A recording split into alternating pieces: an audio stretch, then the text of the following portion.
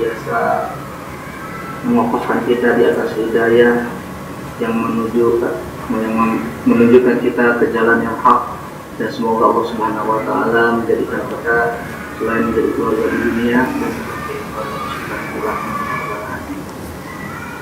yang saya hormati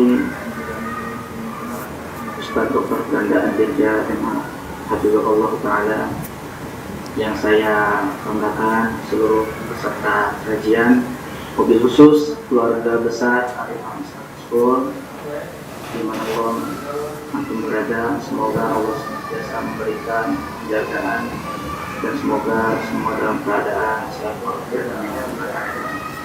Alhamdulillah, pada pagi menjelang siang ini kita semua sama-sama akan mendengarkan kajian terkait potensi akidah dalam pembelajaran atau pendidikan di rumah maupun sekolah, mengingat betapa pentingnya pembelajaran akidah atau pendidikan akidah sebagai salah satu esensi dalam kehidupan. Semoga ini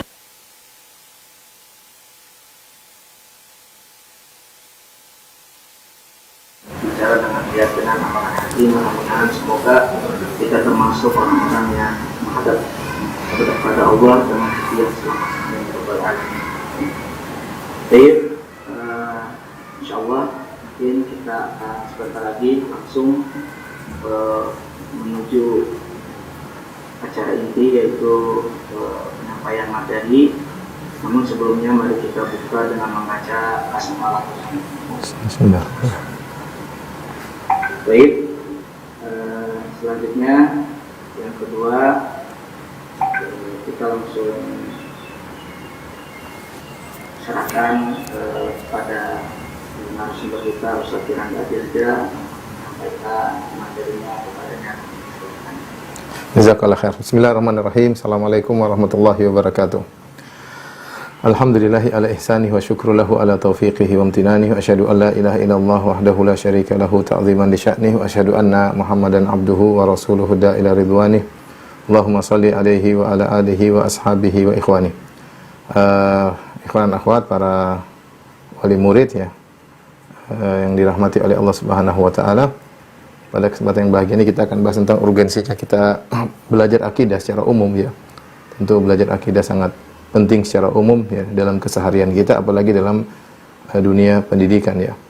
Terutama kita sama-sama sadar di zaman sekarang ini dengan adanya zaman medsos, zamannya ledakan informasi ya, zaman di mana semua orang yujab bi ra'yihi, setiap orang bangga dengan pendapatnya, zaman di mana semua orang menyampaikan isi kepalanya, zaman di mana orang-orang yang ahlul batil menyebarkan kebatilannya dengan melalui informasi dan media sosial dan yang lainnya. Maka ini semakin menekankan kita akan pentingnya kita belajar akidah yang benar agar kita terbentengi dari segala bentuk keyakinan yang keliru ya, tentu dengan karunia Allah Subhanahu wa taala ya.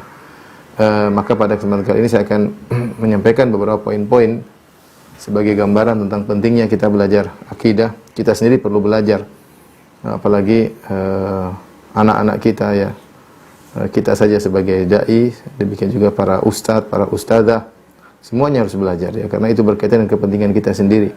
Demikian juga penting bagi anak-anak didik kita ya, menanamkan akidah kepada mereka, terutama di masa mereka masih di masa dini ya. Ikhwan dan akhwat yang dirahmati Allah Subhanahu wa taala, akidah, ilmu akidah diberi dengan istilah khusus oleh para ulama menunjukkan tentang urgensinya. Mereka menamakan seperti ilmu usuluddin ya, pokok-pokok agama. Maksudnya adalah perkara akidah ya, sehingga disebut dengan usuluddin, pokok-pokok agama ya. Yang lain semuanya penting, tapi ini yang paling penting, maka disebut dengan usuluddin, pokok-pokok agama. Mereka juga menamakan ilmu akidah dengan al-fiqhul akbar, fikih besar ya. Karena di sana ada fikih biasa, fikih yang berkaitan dengan ahkam, dengan hukum-hukum fikih, hukum-hukum syar'i. Ada yang lebih agung daripada itu semua, yaitu al-fiqhu al-akbar, fikih besar, yaitu maksudnya ilmu akidah. Oleh karenanya para ulama sejak dahulu mereka memberi porsi yang besar tentang masalah akidah. Mereka menulis buku-buku khusus tentang akidah. Perhatian mereka besar terhadap ilmu akidah sejak zaman para salaf hingga saat ini ya.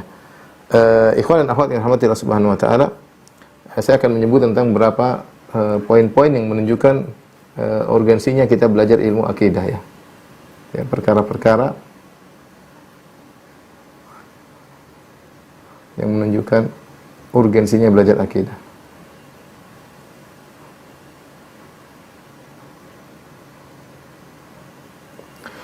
Perkara tersebut banyak. Yang pertama, kalau kita menilik kepada sejarah, ya, bahwasanya ternyata ayat-ayat dalam Al-Quran yang pertama kali turun tentang akidah, ya. Ayat-ayat Al-Quran pertama kali turun tentang akidah, bukan tentang halal dan haram.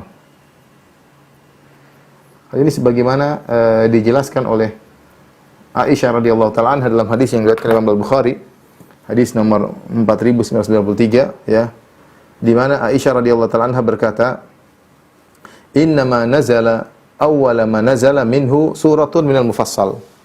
Yang pertama kali turun dari Al-Qur'an adalah surat dari Al-Mufassal. Al-Mufassal itu surat-surat pendek mulai dari surat Qaf atau surat Al-Hujurat sampai surat An-Nas, yang itu adalah rata-rata adalah surat Makkiyah, yang rata-rata isinya adalah akidah. Surat Mufassal maksudnya suratnya ayatnya pendek-pendek sehingga seperti terpotong-potong ya. Al-Mufassal, dan itu mulai dari surat Al-Hujurat, ada yang mengatakan dari surat Qaf sampai surat An-Nas, dan itu rata-rata adalah surat Makkiyah dan rata-rata berbicara tentang akidah, tentang surga dan neraka, tentang hari kebangkitan, tentang kerasulan Nabi Muhammad sallallahu alaihi wasallam ya. Kemudian kata Aisyah, "Innama nazala awwala ma nazala minhu suratun minal mufassal." Yang pertama kali dari Al-Qur'an adalah surat dari Al-Mufassal. Fiha dzikrul jannah wan nar. Situ ada penyebutan tentang surga dan neraka. Hatta idza thaban nasu ilal Islam. Ketika manusia sudah kokoh dalam Islam, kembali kepada Islam, ya, nazala al-halal wal haram, maka turunlah ayat-ayat tentang al-halal dan al-haram, tentang fikih. Kemudian Aisyah mengingatkan, "Walau nazala awwala syai'in la tashrabul khamar, laqalu la nada'ul khamar abadan." Seandainya ayat yang pertama kali turun dalam Al-Qur'an adalah larangan minum khamar, seandainya ayat pertama kali turun, la tashrabul khamar, jangan kalian minum khamar, laqalu, maka orang-orang kafir Quraisy akan berkata, la nada'ul khamra abadan, kami tidak akan meninggalkan minum khamar selama-lamanya. Artinya mereka akan menentang. Kenapa mereka akan menentang? Karena akidah mereka belum kokoh ya. Belum kokoh. Walau nazala la taznu, seandainya turun firman Allah yang pertama kali, jangan berzina, laqalu, mereka akan berkata, la nada'uz zina abadan, kami tidak akan meninggalkan zina selama-lamanya. Ya. Oleh karenanya ini dalil bahwasanya yang pertama kali turun dari Al-Qur'an adalah ayat tentang akidah. Laqad nazala bi Makkah ala Muhammadin sallallahu alaihi wasallam wa inni la jariyatun al'ab. Sungguh telah turun kepada Nabi sallallahu alaihi wasallam ketika Nabi masih di Mekah, dan ketika itu aku masih adalah seorang gadis kecil remaja yang bermain-main. Firman Allah, bali sa'atu mau'iduhum wa sa'atu adha wa amar. Itu surat dari surat Al-Qamar, ayat dari surat Al-Qamar tentang hari kiamat. Bahwasanya hari kiamat adalah janji yang akan mendatangi mereka.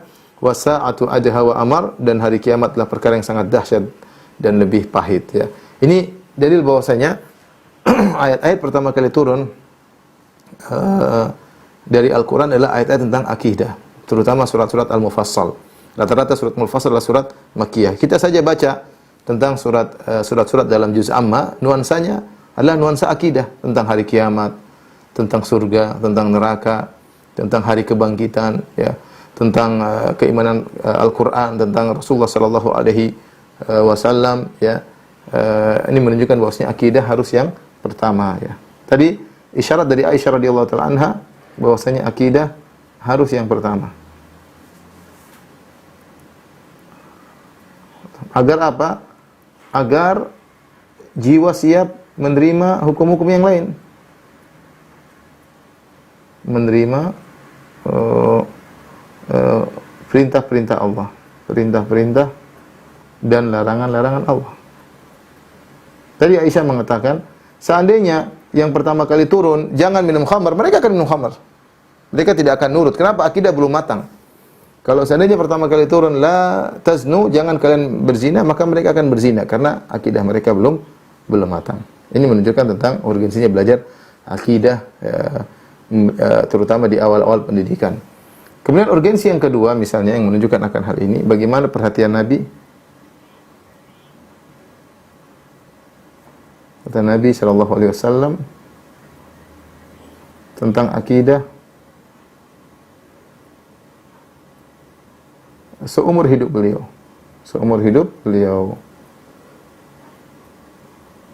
Kita tahu, ikhwan dan akhwat, para wali-wali murid, jamaah yang dirahmati Allah Subhanahu wa taala, Nabi SAW berdakwah dengan dua fase dakwah Nabi. Yang pertama namanya fase Mekah. Dan ini selama kurang lebih 13 tahun. Kemudian fase Madinah.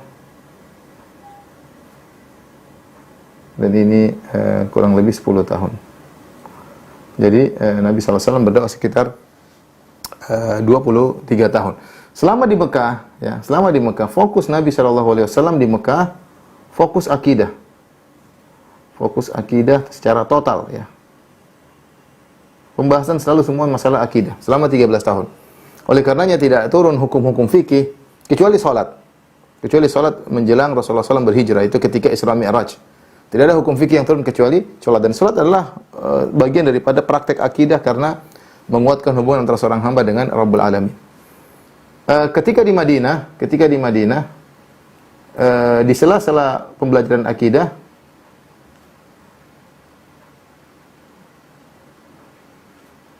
turun hukum-hukum fikih.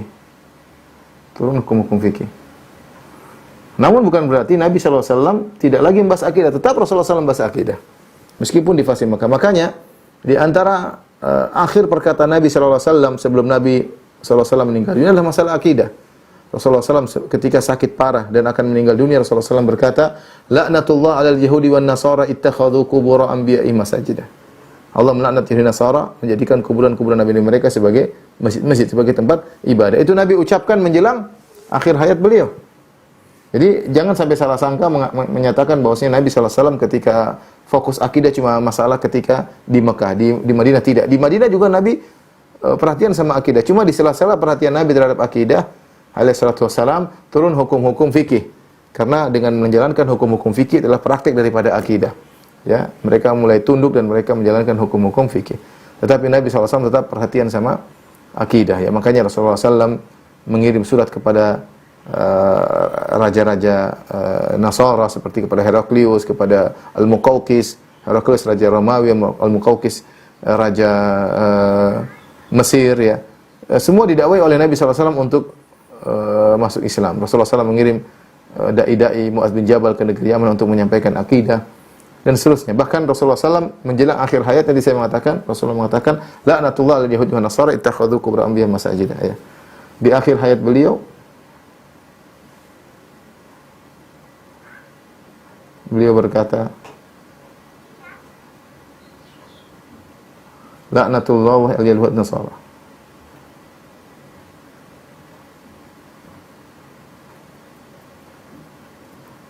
Ittakhadhu qubur anbiya'ihim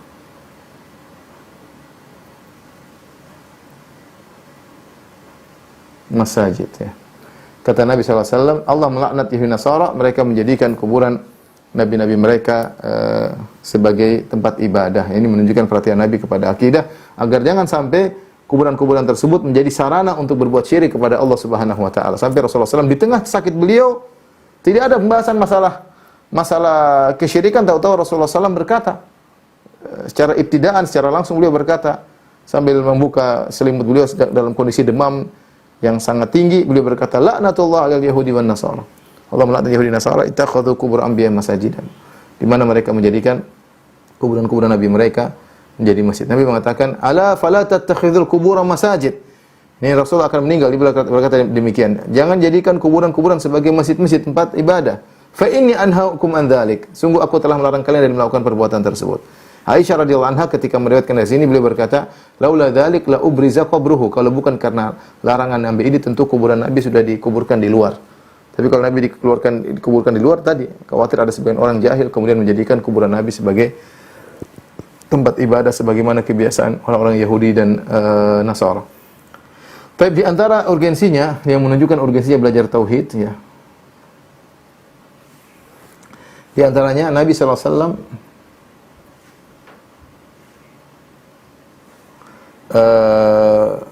mendahulukan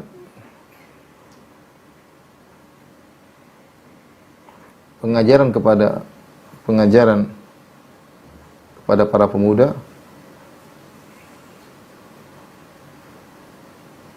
tentang tauhid, tentang akidah, tentang iman, akidah sebelum Al-Qur'an ya. Sebelum Al-Qur'an. Ini poin yang kelihatannya sepele tapi dia sangat penting ya.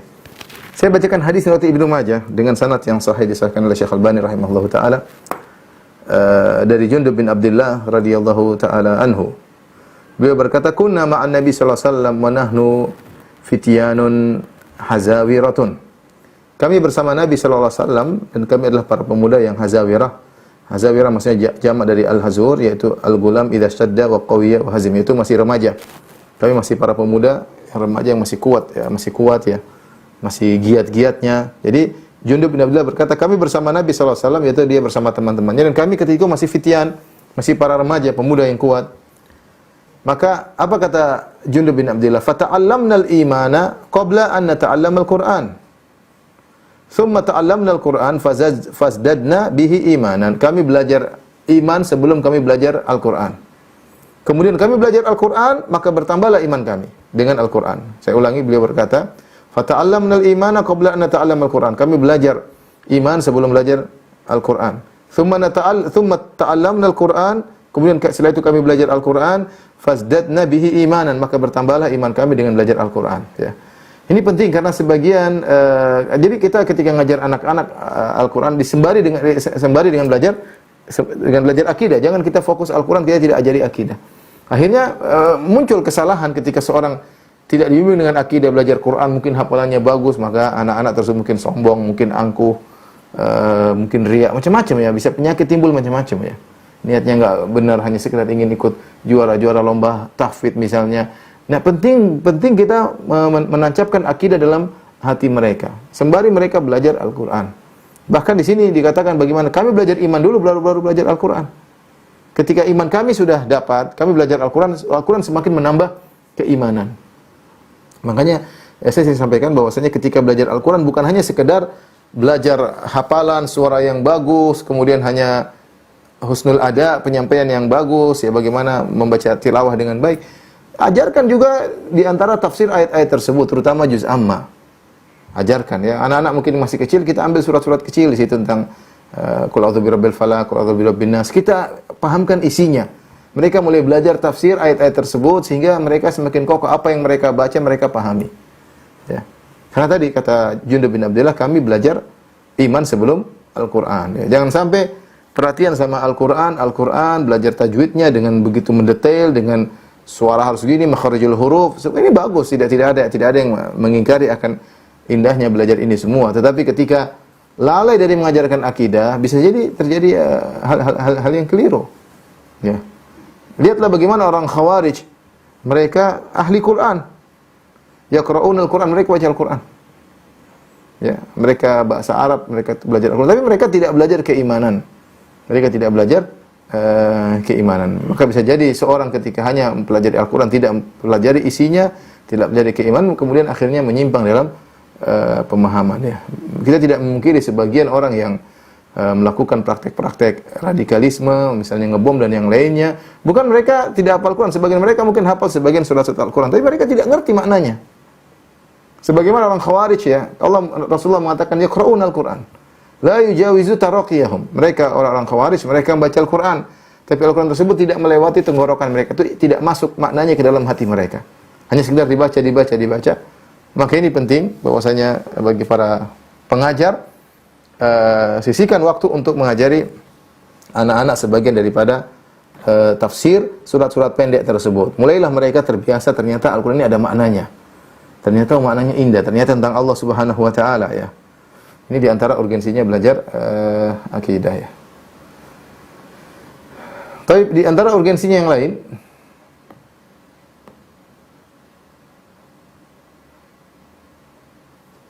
Ini poin berapa? 1, 2.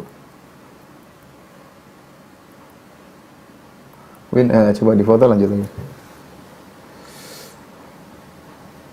Masih ada poin-poin yang lain, kita lanjutkan setelah ini.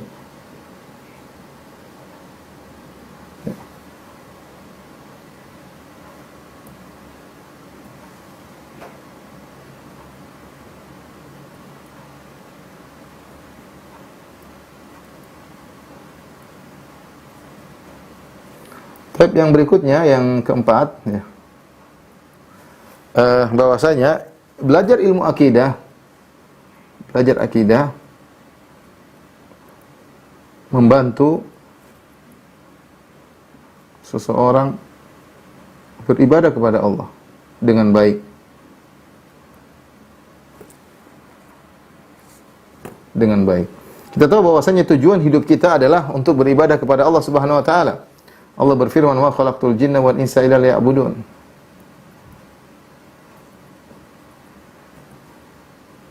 Illa liya'budun. Tidaklah aku menciptakan jin dan manusia kecuali untuk beribadah kepadaku. Nah, bagaimana kita bisa beribadah kepada Allah kalau kita tidak tahu tentang siapa yang kita ibadahi? Ya. Sering pepatah dalam negeri kita, tak kenal maka tak sayang. Tak sayang maka tak cinta tentunya. Nah, seorang dituntut kepada Allah untuk beribadah kepada Allah dengan rasa takut, dengan berharap, dan rasa cinta. Disebut dengan arkanul ibadat al-qalbiyah. Rukun ibadah hati itu takut, berharap, dan cinta. Ini tidak mungkin muncul takut kepada Allah, kemudian berharap kepada Allah dan cinta kepada Allah, kecuali dengan mempelajari nama-nama Allah dan sifat-sifatnya. Itu pembahasan akidah. Ya, kalau kita tahu Allah Razzaq, Allah Maha Pemberi Rezeki, Allah Wahhab, maka kita rojak kita semakin tinggi. Ya, ketika kita mempelajari sifat-sifat Allah, Qawiyyu Syadidul Iqab, Allah hukumannya sangat berat, kita ada khauf kepada Allah Subhanahu wa taala. Ya, ketika kita baca Allah Al-Ghafur Ar-Rahim, maka ada timbul rasa cinta kita kepada Allah Subhanahu wa taala. Dan ini menguatkan ibadah kita kepada Allah sehingga ibadah kita bukan ibadah yang hambar. Kita sedang bermuamalah dengan pencipta kita. Ketika kita mengenalnya, kita akan lebih mudah untuk beribadah kepada Allah Subhanahu wa taala. Makanya Imam Ibnu Rajab pernah berkata, afdhalul ilm al-ilmu billah. Ilmu yang paling penting adalah ilmu tentang Allah. Wa huwal ilmu bi asma'ihi wa sifatihi wa af'alihi, yaitu ilmu tentang nama-nama Allah dan sifat-sifatnya dan perbuatan-perbuatannya, ya. Allati tujibu li sahibiha ma'rifatallah, ya. Yang dengan belajar ilmu-ilmu ini maka akan mendatangkan ma'rifat kepada Allah, wa khasyatahu, dan akan menimbulkan rasa takut kepada Allah, wa mahabbatahu, akan menimbulkan rasa cinta kepada Allah Subhanahu wa taala, haibatahu, dan akan merasa bagaimana agungnya Allah Subhanahu wa taala, wa ijlalahu, dan akan menimbulkan pemuliaan, pengagungan terhadap Allah, wa azamatahu, dan keagungan Allah, wa tabattul ilaihi, dan bagaimana beribadah yang fokus kepada Allah, wa tawakkul alaihi, dan akan bertawakal kepada Allah, wa sabru alaihi, dan bersabar demi di jalan Allah Subhanahu wa taala, wa ridha anhu, dan ridha, ya, kepada Allah Subhanahu wa taala, wal insyighala bihi duna khalqi, dan akan sibuk dengan Allah bukan kepada selainnya. Ini penjelasan yang agung dari Al-Imam Ibnu Rajab dalam syarah hadis Abi Darda. Beliau mengatakan bahwasanya orang yang belajar ilmu tentang Allah, tentang sifat dan nama-nama Allah Subhanahu wa taala, ini akan menimbulkan tadi khasyah, pengagungan, rasa cinta, pengharapan, ya.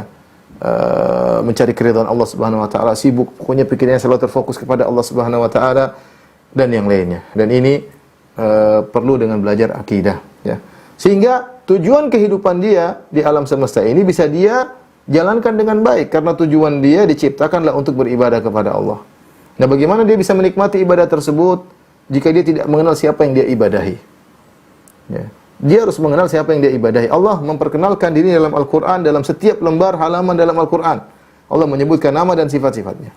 Nah, seorang berusaha mempelajari nama dan sifat-sifat Allah sehingga dia kenal betul siapa yang dia ibadahi. Benar-benar dia cintai, dia takuti, dia harapkan, dia rojak kepada Allah Subhanahu wa taala dan seterusnya. Dan ini benar-benar membuat dia semangat untuk beribadah. Sebagaimana dikatakan oleh sebagian ulama, man kana billahi a'raf, siapa yang lebih kenal kepada Allah Subhanahu wa taala, kana minhu akhwaf, maka semakin takut kepada Allah Subhanahu wa taala. Wa bi ibadatihi atlab, semakin semangat beribadah kepada Allah Subhanahu wa taala, wa an ma'siyatihi ab'ad, dan semakin jauh dari maksiat kepada Allah Subhanahu wa taala. Ini semua dibangun di atas akidah. Ini dibangun di atas ma'rifatullah. mau tidak mau belajar ilmu akidah. Anak-anak saja kalau kita jelaskan Allah itu begini, Allah begini, mereka ada berharap, maka mereka berdoa, ya Allah masukkan ke dalam surga, ya Allah lindungi aku dari neraka. Mereka berdoa, ya Allah tolonglah ayah dan ibuku, ya Allah berilah karena mereka tahu Tuhan tempat mereka minta. Mereka tahu Tuhan ternyata bisa melakukan apa saja. Mereka tahu bahwasanya segala kebahagiaan di tangan Allah Subhanahu wa taala. Anak-anak kalau kita ajari mereka berdoa. Mereka berdoa kepada Allah Subhanahu wa taala. Kenapa? Kita sudah tanamkan akidah kepada mereka, ya. Kemudian di antara urgensi belajar akidah yang kelima,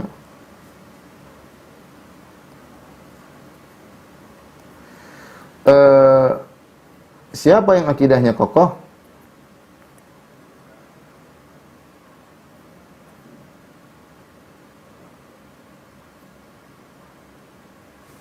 maka dia akan hidup dengan tenang, ya. Dia akan hidup dengan tenang.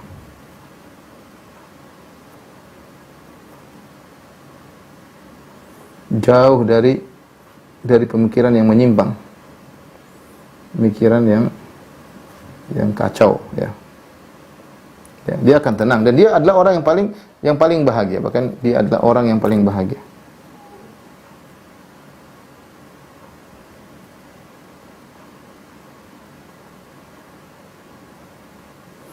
Saya bilang orang, kita tahu bahwasanya pemikiran banyak tersebar di zaman sekarang. Pemikiran orang mentorehkan pemikiran dalam tulisan-tulisan, dalam ceramah-ceramah, semua berpendapat, semua berbicara. Kalau ternyata hati kita kosong dari akidah, maka pemikiran tersebut akan masuk. Ketika masuk dalam hati kita, sementara kita kosong berbagai macam pikiran, carut marut, sehingga seorang menjadi bimbang, bingung siapa yang harus dia ikuti dari berbagai macam pemikiran, dari berbagai macam pendapat, dari berbagai macam ide dan macam-macamnya, ya. Sehingga dia terjebak dan terombang-ambing dalam kesesatan. Kenapa? Hatinya kosong, tidak ada akidah yang kuat. Ini bahaya, ya. Bahaya terutama di zaman sekarang. Adapun orang yang memiliki akidah yang benar, dia tenang, dia tahu ini enggak benar. Dia punya filter. Ketika dia punya akidah, dia punya filter. Ini enggak benar, ini ngawur, ini. Sehingga dia tenang, dia kokoh dengan akidahnya yang kuat tersebut. Dia kokoh dengan akidahnya yang kuat tersebut, ya. Dan itulah yang makanya dikatakan orang yang memiliki akidah yang kuat, dia memiliki roha nafsiyah, dia memiliki kebahagiaan, ketenangan, ya. Dia memiliki ketenangan. Dan banyak hal yang buat dia tenang. Pertama, orang yang paling bahagia, ya, saya boleh gambarkan. Pertama adalah dia sangat tenang, dia tenang karena yakin dengan akidahnya. Berbeda dengan orang yang tidak memiliki akidah yang kokoh, dia aktsaru tanakkul. Orang yang memiliki penyimpangan, aktsaru tanakkul, yaitu sering berpindah-pindah. Kemarin ngomong gini, besok ngomong gini. Besok keyakinan begini, besok berubah lagi. Kenapa? Akidahnya enggak kokoh. Bukan di atas Al-Qur'an dan Sunnah. Berdasarkan pemikiran, berdasarkan akal. Ketika berdasarkan akal berubah-ubah. Tadi kemarin ngomong gini, besok ngomong gini, lusa ngomong gini. Ketemu lagi orang punya filsafat ini, ketemu orang lagi punya khurafat ini, berpindah-pindah. Orang punya akidah, dia tenang.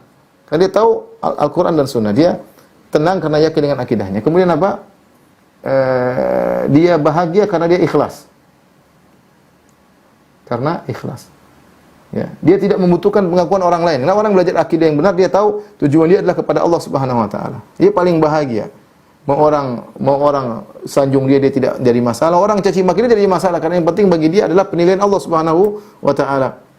Semua yang dia kerjakan adalah untuk Allah Subhanahu wa taala. Apa yang dia ucapkan, apa yang dia perbuat, apa yang dia bicarakan, apa yang dia tulis, apa yang dilakukan karena Allah Subhanahu wa taala. Sejauh mana seorang jauh dari keikhlasan, sejauh itu pula hatinya akan sengsara.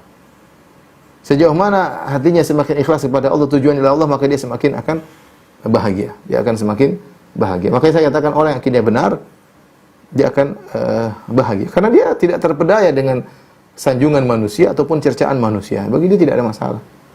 Yang penting adalah apa yang dilakukan benar, karena dia mencari keridhaan Allah Subhanahu wa taala. Ya, makanya dikatakan ridhon nasi ghayatun la tudrak wa ridallah ghayatun tudrak.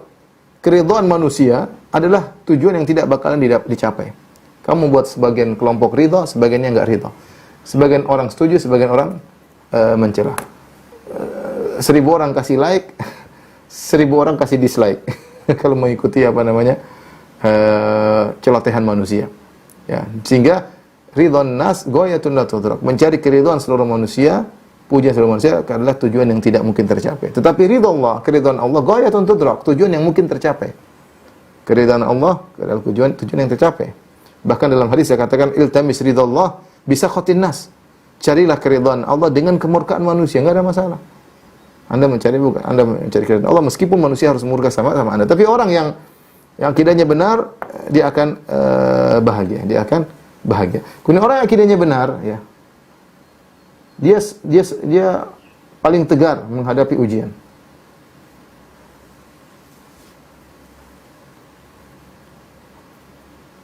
Kenapa? Dia beriman kepada takdir. Dia tahu ini semua dilakukan oleh Allah Subhanahu wa taala. Dia tahu di balik ini semua ada hikmah. Tenang hatinya. Ya, tenang hatinya. Makanya subhanallah Nabi SAW mengajarin masalah ini agar seorang tenang dengan akidah yang benar, mengajarkan akidah yang benar bahkan kepada Ibnu Abbas yang masih sangat remaja. Ya gulam ini u'allimuka kalimat. Wahai sang remaja, aku akan ajarkan kepada engkau beberapa kalimat, beberapa pesan-pesan. Ya. Ihfazillah yahfazka, ihfazillah tajidu tujahaka. Idza sta'anta fas'in. Bila isinya akidah, jagalah Allah akan menjagamu. Jika minta tolong pada Allah Subhanahu wa taala. Bagaimana Nabi mengajarkan Ibnu Abbas untuk terikat hatinya kepada idza sta'anta fasta'in billah. Ya. Jika kau minta tolong kepada Allah Subhanahu wa taala. Fa idza sa'alta fas'alillah. Kalau kau minta kepada Allah. Jika kau minta pertolongan kepada Allah. Nabi berkata wa'lam annal ummata law ijtama'u ala an yanfa'uka bi syai'in lan yanfa'uka bi syai'in illa ma qad kataballahu lak. Seandainya ketahuilah wahai Ibnu Abbas, sehingga seluruh manusia di muka bumi ini bersatu padu untuk memberikan manfaat kepadamu, semuanya mendukungmu, mereka tidak bakalan bisa memberi dukungan, manfaat kepadamu kecuali yang telah Allah tetapkan bagimu.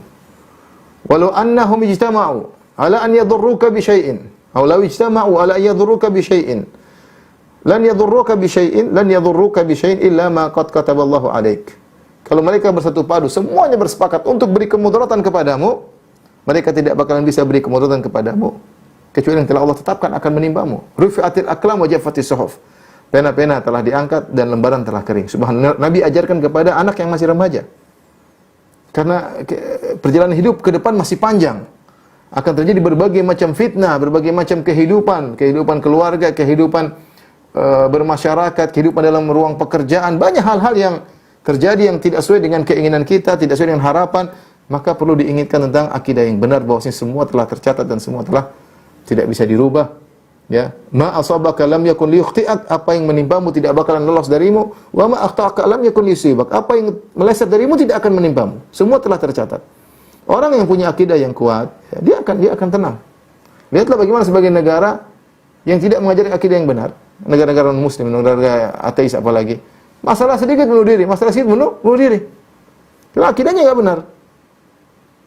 Ya, akidahnya enggak benar, tidak menerima keputusan Allah Subhanahu wa taala. Maka ikhwan akhwat yang dirahmati Allah Subhanahu wa taala, ini menunjukkan bahwasanya urgensinya belajar akidah bukan hanya terkait dengan anak didik kita. Kita pun harus belajar. Saya sebagai dai, antum sebagai audiens, semuanya harus belajar akidah.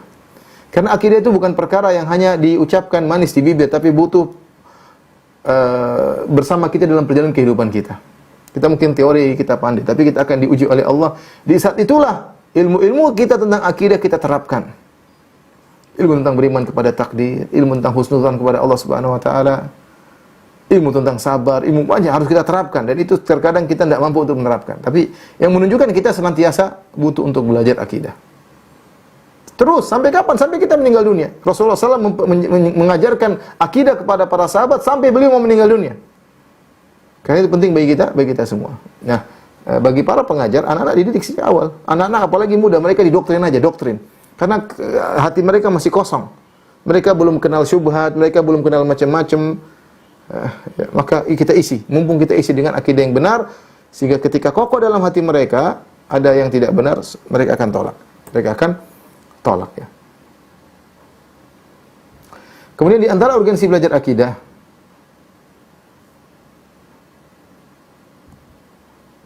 akidah yang benar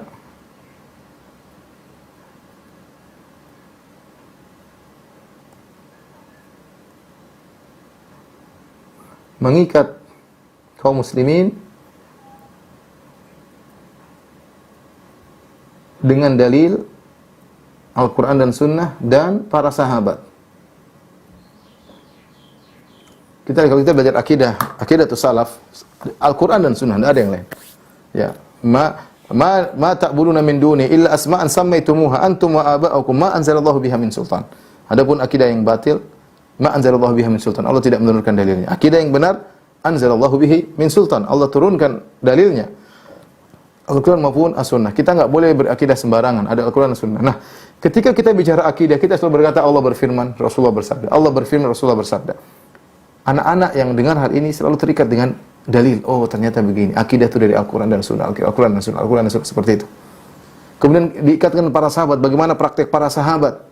Ya, bagaimana praktek sahabat. Sehingga kalau kita belajar akidah salaf, pasti Al-Quran, Sunnah, dan pengagungan terhadap para sahabat. Kita mereka adalah orang pilihan. Ya, sebagaimana Ibnu Umar pernah berkata, "Man kana mustannan falyastanna biman qad mat." Barang siapa ingin meneladani, maka teladanilah orang yang sudah meninggal dunia. Siapa mereka? Ulaika ashabu Muhammad. Mereka adalah sahabat Nabi sallallahu alaihi wasallam yang telah direkomendasi oleh Allah, direkomendasi oleh Nabi sallallahu alaihi wasallam. Adapun kita sama orang yang masih hidup enggak jelas. Fa innal hayya la tu'man alaihil fitnah. Adapun yang masih hidup enggak jelas bagaimana kesudahannya. Adapun yang sudah meninggal, para sahabat sudah jelas direkomendasi Allah dan Rasulnya, maka tinggal ikut. Ya, Ibnu Mas'ud berkata, "Innallaha nadhara fi qulubil ibad fa wajada qalba Muhammadin khaira qulubil ibad." Allah melihat kepada hati-hati manusia, dan Allah melihat bahwasanya hati Nabi Muhammad SAW adalah hati yang terbaik di antara manusia. Fastafahu li nafsihi, maka Allah pilih Muhammad untuk menjadi rasulnya.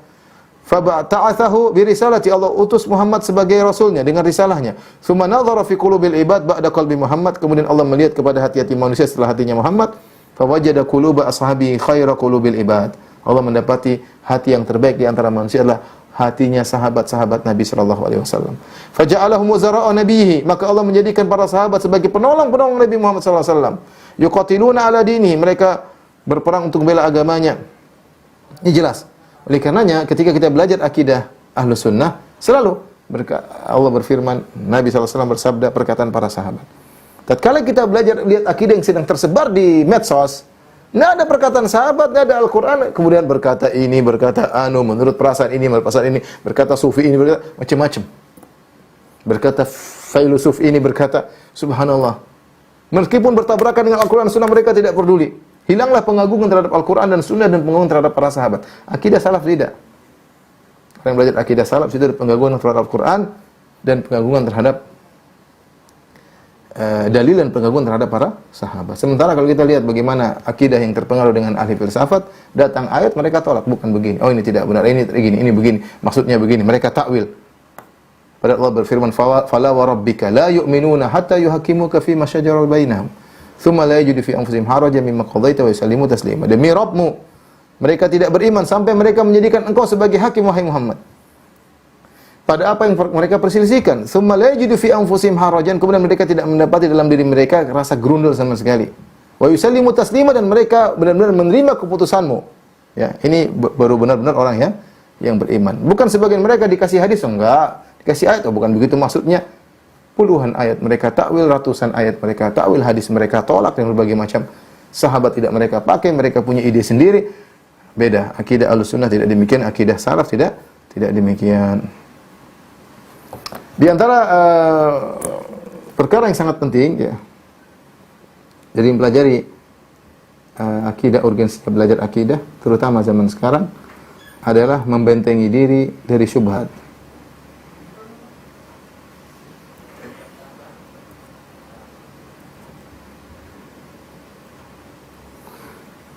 Syubhat begitu banyak. Ikhwan dan akhwat yang khatilah subhanallah. Syubhat banyak sekali zaman sekarang. Syubhat ini mulai dari kalau kita mau perinci ya, syubhat dari mana? Dari non-muslim. Dari non-muslim banyak syubhat, dari ateis. Kalau kita mau perinci banyak sekali syubhat-syubhat dari ateis. Kemudian syubhat dari ahlul bidah. Banyak sekali. Syubhat dari kaum liberal. Banyak sekali. Tidak ada habis-habisnya kalau kita mau telaah dan kita bantah, oh banyak sekali. Bukan syubhat dari orang-orang fasik ya. Banyak sekali ya. Ingin melegalkan kemaksiatan, menghalalkan ini, menghalalkan anu, banyak ya. Belum bicara masalah akidah, meragukan tentang Tuhan. Banyak sekali. Tidak ada jalan lain kecuali kita belajar akidah yang benar. Makanya anak-anak kalau kita sejak awal kita tanamkan akidah, mereka timbul dalam diri mereka pengagungan terhadap Al-Quran dan Sunnah. Sehingga mereka, apa itu ngomong? Mereka akan mengingatnya, apa ngomong kayak gitu? Mana dalilnya? Mereka melihat orang minta kepada penghuni kubur, mana dalilnya? Mereka sangat mudah, mereka mana dalilnya? Kenapa? Karena dalam diri mereka sudah tertanam pengagungan terhadap Al-Quran dan Sunnah. Oleh karenanya, di antara urgensi yang sangat penting di belajar akidah adalah membentengi diri dari syubhat-syubhat. Ya. Dan ini mengantarkan kepada yang berikutnya, yaitu mencegah diri dari terjerumus ke dalam kesyirikan, dalam penyimpangan, kesyirikan, bid'ah maupun yang lainnya, ya, maksiat ya. Maka ini semua adalah urgensi kita belajar akidah ya. Tentu banyak hal-hal yang lain yang menunjukkan urgensinya kita belajar akidah, tapi ini sedikit yang saya sampaikan kepada para guru, para wali murid ya. Jangan pernah menyepelekan masalah akidah. Jangan sampai kita fokus pada suatu mata pelajaran kita melalaikan akidah. Jadi saya katakan sekarang saya bahagia betapa banyak sekolah-sekolah punya ihtimam perhatian terhadap masalah Al-Quran, tajwid, bagaimana ya. Tapi kalau tidak dibimbing dengan akidah yang benar, anak-anak bisa jadi keliru di kemudian hari ya. Ya, bisa jadi dia sudah hafal Quran tapi timbul kesombongan, timbul keangkuhan, tidak ngerti apa yang dia baca ya. Kita tidak ingin demikian. Kita ingin anak-anak generasi mereka paham Al-Quran tapi mereka juga punya akidah yang kuat. Maka perlu dibina akidah sedikit demi sedikit, baik di sekolah dan didukung oleh orang tua di rumah ya. Orang tua di rumah juga membantu untuk mendidik anak-anak dengan akidah yang benar. Wallahu a'lam bishawab. Ini saja mungkin bisa sampaikan. Mungkin kalau ada yang bertanya saya persilahkan. Wallahu ta'ala alam. Baik, masyaallah. Allah yubarik fiik. Ustaz Anda Allah taala. Alhamdulillah telah kita simak bersama-sama materi yang penuh manfaat tentang urgensi akidah. Masyaallah.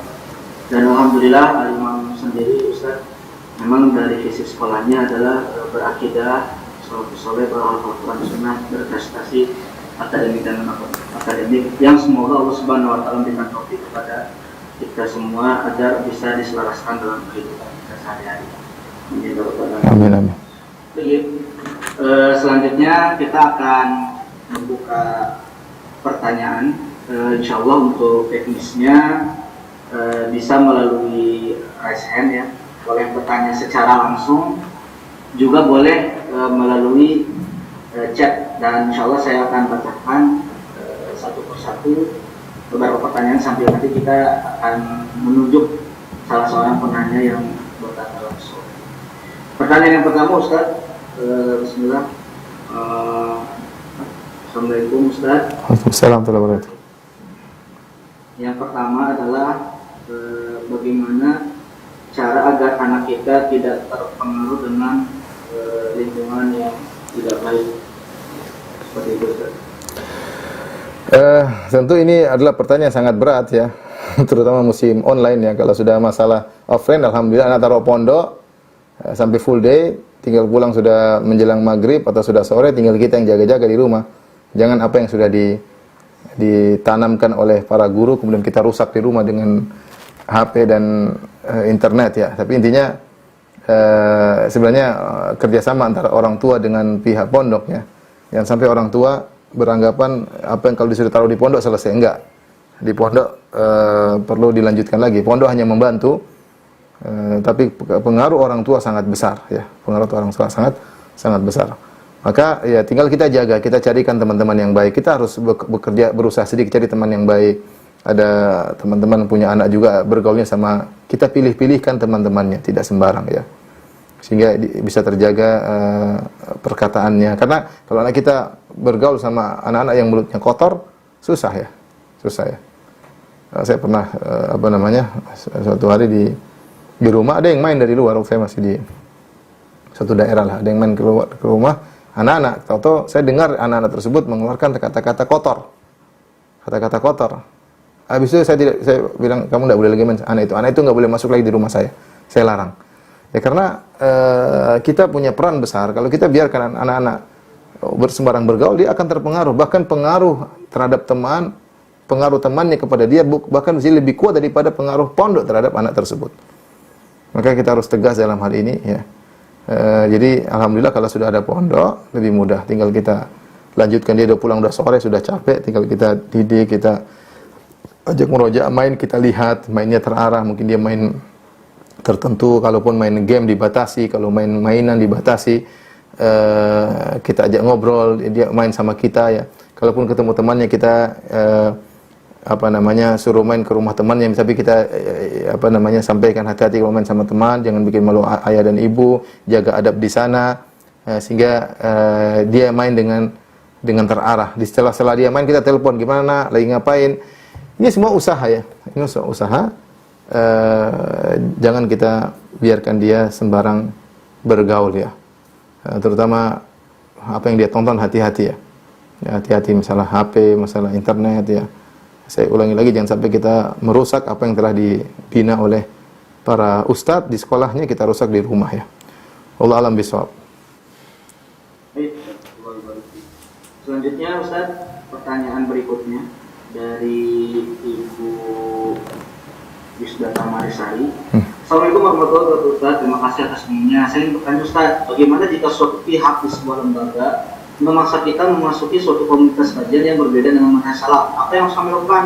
Apakah kita harus mematuhi atau menolaknya? Kita semua tentu, mereka adalah saudara-saudara kita semuanya. Meskipun mereka mungkin manhajnya berbeda, mereka semua saudara kita. Cuma kita mungkin tolak dengan halus. Kita bilang, belum saya ada kesibukan, atau saya punya pengajian yang saya lihat lebih bermanfaat. Masya Allah, silakan. Tapi kalau saya ada pengajian, intinya kita tolak dengan cara yang halus. Kalaupun harus ada diskusi, maka diskusi yang baik. Jadi maksud saya tidak perlu kita ribut, tidak perlu kita bertengkar, ya. Semuanya dihadapi dengan cara rifq, dengan cara yang lembut. Maka rifqu fi syai'in illa zana. Tidak ada kelembutan pada suatu kecuali akan menghiasinya. Wa ma yunzau an syai'in illa syana. Ya. Tidak dicabutlah kelembutan dari suatu kecuali syana, akan merusaknya. Jadi jangan kita menyibukkan diri kita untuk belajar dari orang-orang yang memiliki pemahaman bukan pemahaman salaf. Ya. Karena kita tidak punya kontrol, tidak punya filter dalam diri kita, ya. Kalau misalnya seperti alhamdulillah misalnya saya diberi kemudahan oleh Allah untuk belajar akidah, saya memang justru membaca buku-buku Jahmiyah, buku-buku Mu'tazilah, buku-buku Sufiyah, buku-buku Hidayatul Wujud. Saya belajar karena alhamdulillah Allah memberikan kita sedikit filter dalam rangka untuk mengungkap kesalahan mereka. Tapi kalau seorang tidak punya landasan agama yang kuat, tidak punya landasan akidah yang kuat, dia asal mendengar, repot, nanti terkena syubhat. Kalau terkena syubhat, terkadang dia terbawa dengan syubhat tersebut. Kalaupun dia harus menolak syubhat tersebut, terkadang dia tanya sama ustadz, syubhat tersebut bisa keluar, bisa jadi tidak. Hati ini lemah, akal ini lemah. Terkadang menurut kita syubhat lebih masuk akal daripada akidah Ahlussunnah. Akhirnya kita terbawa. Itu banyak terjadi. Ya, maka saya rasa tidak perlu kita buang-buang waktu. Kita belajar dengan akidah yang benar, ya. Adapun saudara-saudara kita yang mungkin masih belajar sama akidah yang tidak tepat, maka kita tolak dengan halus. Wallahu a'lam bishawab. Baik, selanjutnya pertanyaan dari Ibu Herni Kusmiati. Bismillah, izin bertanya Ustaz. Kita wajib belajar akidah yang benar, yang sesuai dengan Al-Quran dan Sunnah. Apabila kita sebagai orang yang masih belajar, masih ilmu, bagaimana cara memilihnya guru atau tempat belajar yang benar? Karena banyak guru ataupun ustaz, bahkan lembaga pendidikan, mereka disebutkan sebagai ahlul bidah, tapi melebarkan berakidah sunnah. Bagaimana Ustaz? Tentu tinggal bisa bertanya, ya. Seorang pilih-pilih dalam hal belajar, sebagaimana seorang memilah-milih dalam belajar ilmu yang lain. Kalau kita ingin sekolahkan anak kita dalam belajar ilmu dunia, kedokteran kah, atau kimia, atau fisika, atau kita panggil guru untuk privat ke rumah, tentu kita pilih-pilih gurunya, ya, agar kita pilih guru yang terbaik. Dan yang demikian juga apalagi perkara agama. Makanya Imam Malik mengatakan, atau Ibnu Sirin berkata, inna hadzal ilma dinun fanzuru amman ta'khuduna dinakum. Bahwasanya ilmu adalah bagian daripada agama. ambillah lihatlah dari mana kalian mengambil ilmu agama kalian ya. Alhamdulillah dai-dai yang di atas manhaj salaf banyak ya. Kita bisa bertanya, ciri-cirinya adalah apa yang disampaikan Al-Quran dan Sunnah dengan perkataan para sahabat. Selesai. Alhamdulillah mudah ya. Pembahasan jelas, runut ya. Tinggal kita bertanya dan kita fokus belajar ya. Wallahu a'lam bishawab. Insyaallah. Allah ibarik fiik. Taufik. Pertanyaan selanjutnya dari Pak Gufron. Assalamualaikum warahmatullahi wabarakatuh. Afwan Ustaz, saya bertanya. Saya pernah baca kitab Aqidah Wasithiyah Ibnu Taimiyah. Ada penjelasan di sana bahwa akidah Ahlussunnah wal Jamaah itu meyakini adanya muhasyafah para wali Allah. Apakah betul demikian? Benar, di antara akidah Ahlussunnah wal Jamaah adalah beriman dengan karamat aulia ya. Karamat aulia di antaranya terkadang Allah memberikan ilham, tambahan ilmu kepada seseorang ya. Bukan berarti kasyafat maksudnya Allah membuka ilmu gaib sebagian diyakini oleh orang-orang sufi atau berkata bahwasanya mereka kontak langsung dengan Allah, tidak perlu dengan hadis-hadis Nabi. Bukan demikian, tapi di antara karamat-karamat para aulia Allah berikan firasat kepada mereka. Ini ada ya, dan ini diyakini oleh akidah Ahlussunnah wal Jamaah. Sebagaimana yang dialami oleh para sahabat, karamah-karamah dialami oleh para tabi'in ya, para orang-orang salihin ya. Setelah mereka berjalan di atas akidah yang benar ya. Makanya Al-Imam Syafi'i rahimahullah pernah berkata, jika engkau melihat seorang berjalan di atas udara atau berjalan di atas air, maka jangan langsung kau terima sampai kau timbang amalnya dengan Al-Qur'an dan sunnah ya. Jadi karamah itu ada ya, karamah itu ada. Wallahu a'lam bishawab. Kemudian selanjutnya, bismillah, izin bertanya Ustaz, bagaimana hukum bekerja di pabrik pakaian perempuan potongan atau yang tidak syar'i? Mohon penjelasannya Ustaz. Kalau pakaian tersebut ternyata memang dipakai di luar dengan terlihat aurat yang terbuka, maka tidak boleh bekerja di perusahaan seperti itu ya. Karena Allah berfirman, "Wala ta'awunal itsmi wal udwan." Jangan saling tolong-menolong di atas dosa dan permusuhan. Ketika kita bekerja di perusahaan yang produksi pakaian-pakaian tidak syar'i yang dipakai di luar untuk terbuka auratnya, bila pakaian dipakai di rumah bebas, tapi kalau dipakai di luar dengan model terbuka aurat, maka kita tinggalkan pekerjaan tersebut karena kita membantu terjadinya kemaksiatan, terumbarnya aurat di tengah-tengah kaum muslimin.